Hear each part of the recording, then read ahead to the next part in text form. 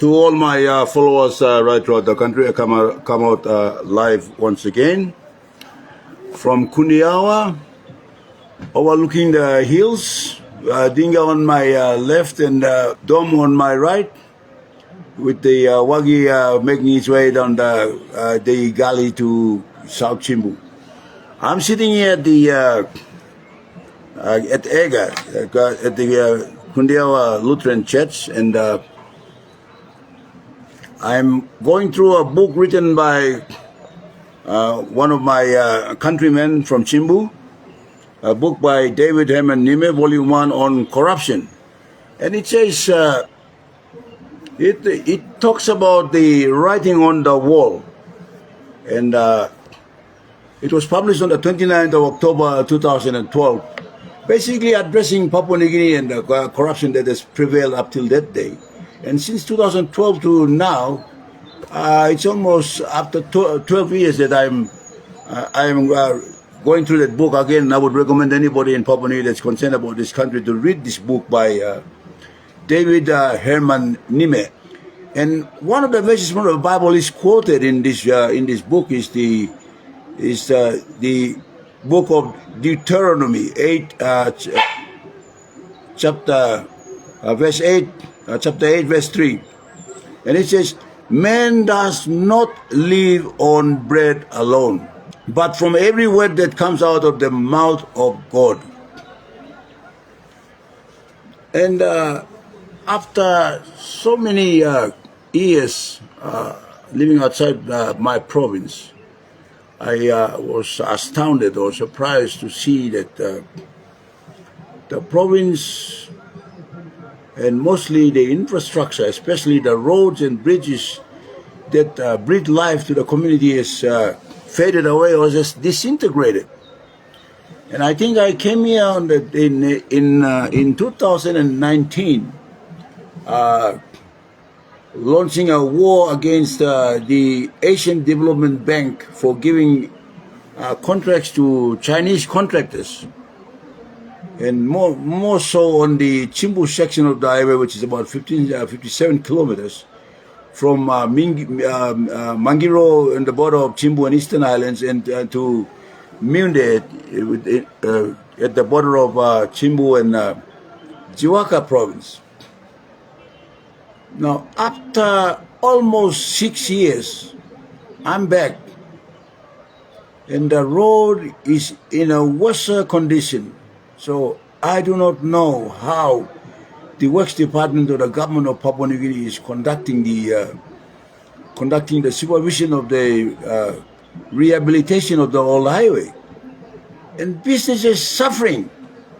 People, trucking companies are broken down because of the bad road conditions, and the authorities do not seem have no power to supervise the construction company. So it all backs down, it all boils down to corruption. And I think that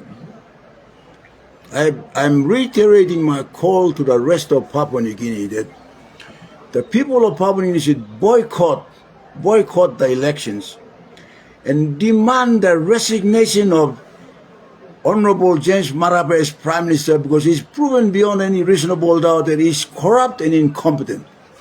And his corruption and incompetence has cost this country so much. So, and I'm concerned about the people of Simbu and maybe the rest of the country. But here, coming back to the province after 6 years, since I came here in 2019 protesting about the awarding of this contract to the Chinese companies, I am concerned because it's having an effect on the people's life, and it's affecting the economy, because it's the roads and bridges, the ports and the wharves and the aerodromes that drive the economy.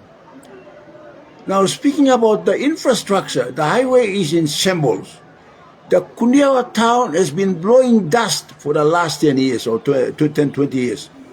We've had a water problem that's partially fixed, and we still don't have the Air New Guinea or air services landing in Kundiawa. And I try to understand what is going on, and I can see that it is no surprise that over the last 50 years, and I have been, I have mingled in Waigani, and I've seen the Waigani politics, and I am concerned about my people because I think the people of Simbu have been suppressed in the last 50 years in terms of basic services. Roads are not built. Roads are not sealed. Nothing is happening. Even our hospital, that's rated as one of the 5-star hospitals in the country, is simply eroding. I took a walk down to the hospital and I can see a lot of problems there. There needs to be a lot of plumbing to do. There's a lot of politics on the administration, but it needs improvement because, and even the roads to the hospital are not sealed for reasons unknown. And it's breathing a lot of dust, and we don't have an airport that's functional to fly patients in and out of the hospital. So all in all, I can see that there is an attempt by Waigani to suppress development in Simbu. And I am concerned, and I should be concerned, and I'm rightly concerned as a Simbu. I see that we have been suppressed, systematically suppressed by people in government over the last 50 years. While other provinces are growing at a very fast and furious pace, Simbu has gone into an abyss. And I am appealing to Simbus to support me in demanding that this corrupt Prime Minister step down immediately before we celebrate independence. And he should step down because he should know that under the Connect PNG program, he made sure that his own cousin brother's company, Igwens Limited, was given a forward contract of 3.5 billion using the amendments to the Public Finances Act and creating a special legislation to cater for all that corruption. And since on the 15th of April 2023 to the 5th of January 2024, Igwens Construction was paid 748,158,000 out of that forward contract of 3.5 billion kina. Now, I'm raising this question, Mr. Prime Minister, because I think this is fraud and the police are reluctant to attend to our complaints because you are the Prime Minister. Now, all our complaints, including my complaint to the Crimes Division for you bribing members of Parliament on Lolowata Island, has not been attended to. Now, this leaves me with no choice but to apply to the International Court of Justice to obtain a warrant for your arrest, because you have used the Connect PNG program as a milking cow to enrich yourself. And I can see that the Ombudsman Commission, the ICAC, which is now in shambles, it's never performed in the last 5 years, and the Police Commissioner and even the Chief Justice is compromised because he has not ended down the decision on the Yafai case, which implicates the former Prime Minister Peter O'Neill and yourself as the Finance Minister and now Prime Minister. So why should the people of Papua New Guinea celebrate independence when you are Prime Minister? That shouldn't be the case. And more so, I am calling on the people of Simbu to not celebrate this Prime Minister and to protest that and demand that the Prime Minister resign before the 16th of September 2025. He does not deserve to be Prime Minister to celebrate this occasion, the 50th anniversary occasion of independence. He should be charged and he should be tried for corruption. I am saying this because I am at Simbu. This is a book written by David Erman Nime, who is a local resident and a prominent citizen of this province. And people here in Simbu have built this country before independence and after independence. Simbus are known for being intellects. They may be humble, but they know exactly what they're doing and they've contributed to nation building.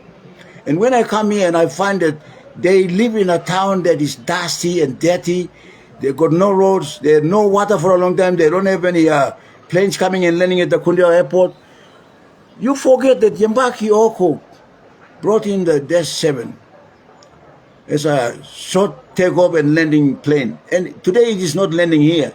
And that is none of your concern, Mr. Prime Minister, which tells me that you are deliberately practicing corruption to suppress the people of Simbu. You don't recognize us. You have not given any money to develop the Karamui Road, where we have built plantations before independence. And Chimbus are pioneers in business.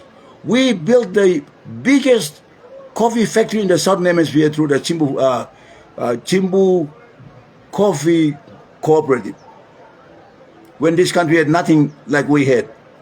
But today we don't get any allocation. You see fit to pay yourself 1 billion, and you have not even given us money to develop the South Simbu Highway to link up Karamui, which is our agricultural potential, and the not Simbu Highway to link up the coastal town of Medeng for tourism to Mount William. Now that shows that you are more concerned about developing Hela province, Taripori and Southern Islands, and places where you can benefit politically, and you are suppressing the people of Chimbu. And I am going to call on the people of Chimbu to boycott the elections and to protest and stay at home until you resign as Prime Minister before the 16th of September 1975. I don't think you have a conscience to continue as Prime Minister of this country. And I will be, after having made several attempts to have you tried in the court of law, with numerous summonses from the People's Anti-Corruption Movement. We have not succeeded, but we will now look at the possibility of applying to the International Court of Justice to try you for fraud and embezzlement of public finances through the Connect PNG program.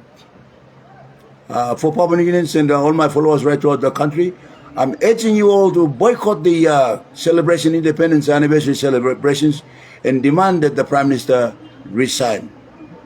Thank you for watching me today. John Endemongo Kua, President of the People's Anti-Corruption Movement, speaking from Kundiawa town, Simbu Province.